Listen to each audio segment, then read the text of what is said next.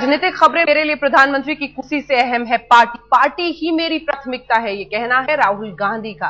राहुल आज कई मुद्दों पर बेबाकी से बोले। उन्होंने कहा कि वो पार्टी में हाईकमान कल्चर के खिलाफ है। शादी के सवाल पर राहुल का कहना है कि शादी अभी नहीं, क्योंकि फिर ध्यान बढ़ जाएगा। राहुल गांधी ने एक बार फिर साफ कर दिया है कि प्रधानमंत्री पद में उनकी कोई दिलचस्पी नहीं है।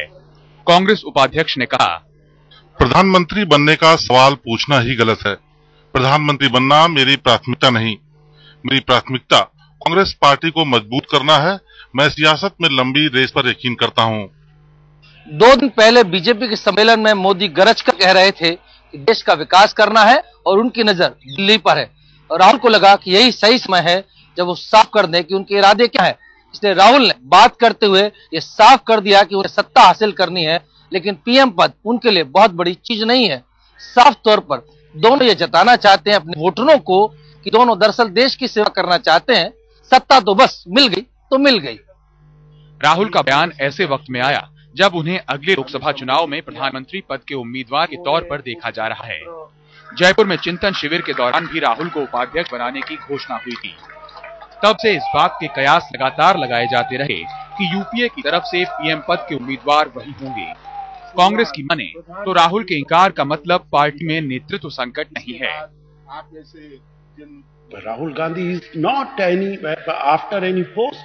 He has proved it. Sonia Gandhi has proved it. That is the difference between other political parties and Congress party. In other political parties, they are fighting for posts. They are fighting to become prime minister of the country. And here, our leadership, they have already sacrificed. This is the difference. PM पद की जगह party को प्राथमिकता देने वाले राहुल ने कांग्रेस में high command culture को खत्म करने की जरूरत पर भी जोर दिया।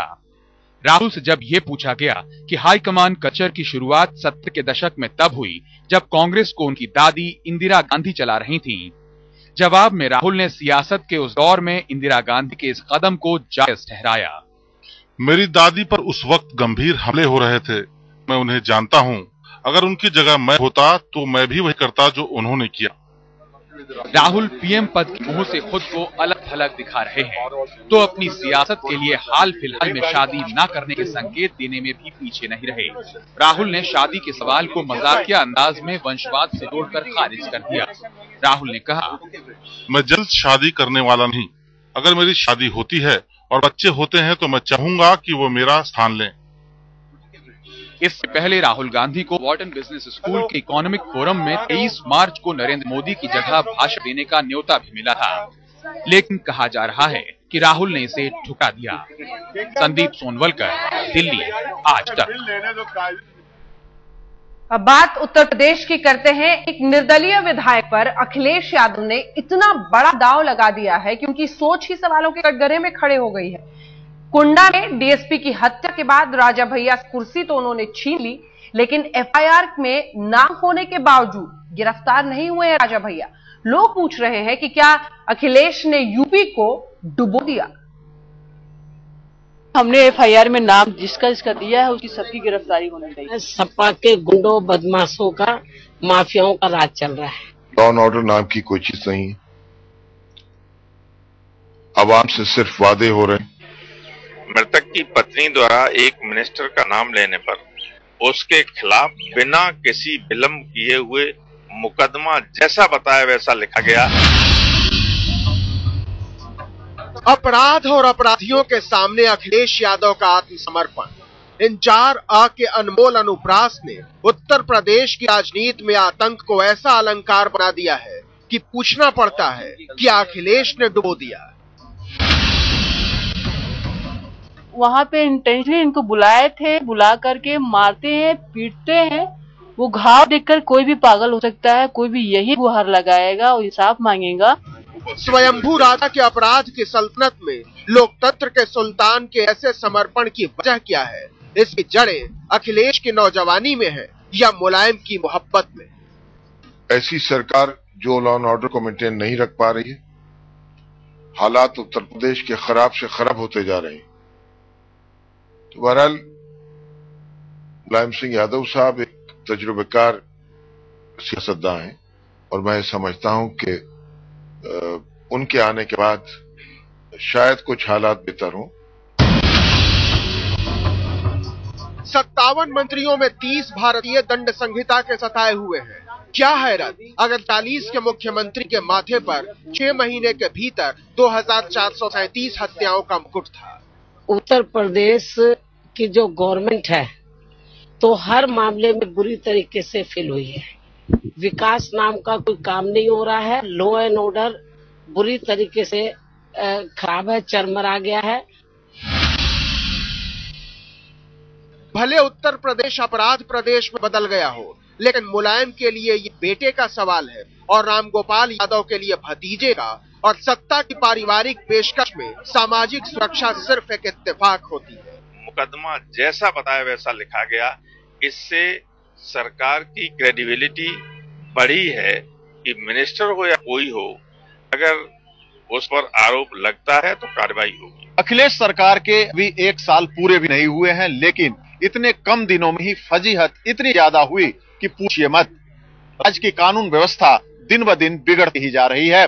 तभी तो कोई उनके इस्तीफे की मांग कर रहा, तो कोई राज्य में राष्ट्रपति शासन लगाने की।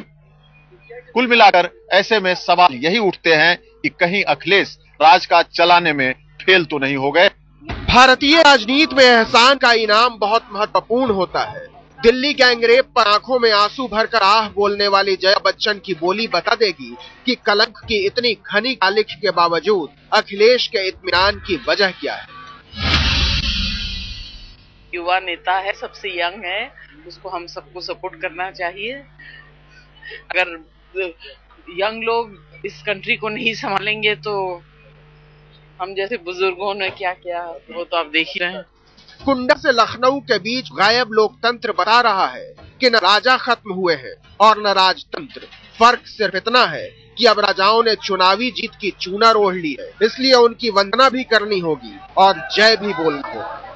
उंगलियां तो तब भी उठी थी जब सत्ता संभालते ही अखिलेश यादव ने तमाम आरोपों और मुकदमों को दरकिनार करते हुए राजा भैया को जेल मंत्री बनाया था और कैबिनेट का दर्जा दिया था। तब ये कहा गया था कि राजा भैया के खिलाफ जो मुकदमे हैं वो राजनीतिक साजिश का हिस्सा हैं। तब किसी ने नहीं सोचा होगा कि राजा भैया की वजह से समाजवादी पार्टी की सरकार ऐसी मुसीबत में फंस जाएगी कि उसके नेताओं की बोलती बंद हो जाएगी। शमशेर सिंह के साथ बालकृष्ण, दिल्ली आज तक। कहां है पंजाब के मुख्यमंत्री प्रकाश सिंह बादल? कहां है पंजाब के डिप्टी मुख्यमंत्री सुखबीर सिंह बादल? तरनतारन में पंजाब पुलिस गुंडागर्दी से देश में गुस्सा है, लेकिन बादल पिता पुत्र अब तक मीडिया में इस पर 2 शब्द भी बोलने के लिए सामने नहीं आए। इस बीच पंजाब पुलिस के आला अफसर मीडिया से रूबरू हुए, लेकिन सफाई का अंदाज ऐसा मानो पुलिस वाले ही पीड़ित हो।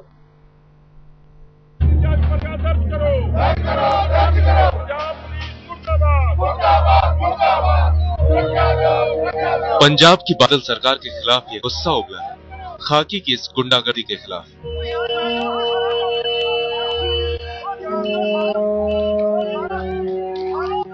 तरनतारन में पुलिस के हाथों पिट रही इस लड़की का गुनाह बस इतना था कि वो छेड़छाड़ की शिकायत लेकर पहुंची थी। जरा सुनिए लड़की की आप बीती। उन लोगों ने मेरी तो कोई सुनी नहीं, मुझे छेड़ने लगे, मुझे मेरी चुनरी उतारी, मेरे कांटे उतारे और फिर मेरे पिताजी ने पूछा कि तुम ऐसा क्यों कर रहे हो, पुलिस इंस्पेक्टर हो, तुम ऐसा नहीं कर सकती। तो उन्होंने थप्पड़ लगाया और इनकी पग सारी सड़क पर उतारी और फिर इनको पीटने लगे। तो मेरा ब्रदर भी आया, उसको भी पीटने लगे। तो मैंने इनको छुड़ाने की बहुत कोशिश की कि मेरे पिताजी ये पगड़ी उतार रहे हैं। बादल साहब जरा गौर से देखिए अपनी पुलिस की करतूत। जरा देखिए पीड़ित लड़की के पिता और भाई के जिस्म पर पड़े इन निशानों को। ये निशान आपकी पुलिस की लाठियों के हैं। इन लोगों के गुस्से को भी देखिए बादल साहब, जो एक लड़की के लिए इंसाफ मांगने सड़कों पर उतरे। लेकिन इस पर बयान देने ना तो सीएम प्रकाश सिंह बादल सामने आए और ना उनके बेटे गृह मंत्री सुखबीर सिंह बादल। हाँ, पंजाब पुलिस जरूर सामने आई, लेकिन अपना ही दुखड़ा सुनाने। One of the policemen is एक MLR हुई थी, 3 policemen and एक के लेफ्ट शोल्डर पे just close to the neck there is a डंडे का निशान है। So this is part of MLR। एक के राइट हैंड पे swelling है, maybe it's a fracture, we don't know yet। एक के आंख के नीचे इंजरी है एंड अनदर वन उसका एक दांत हिला हुआ है। जो अधिकारी जिम्मेदार है और खास करके मामला पिछड़ी जाति की महिला का था, लिहाजा अनुसूचित जाति जनजाति आयोग की टीम तरन तारण जरूर पहुंच गई।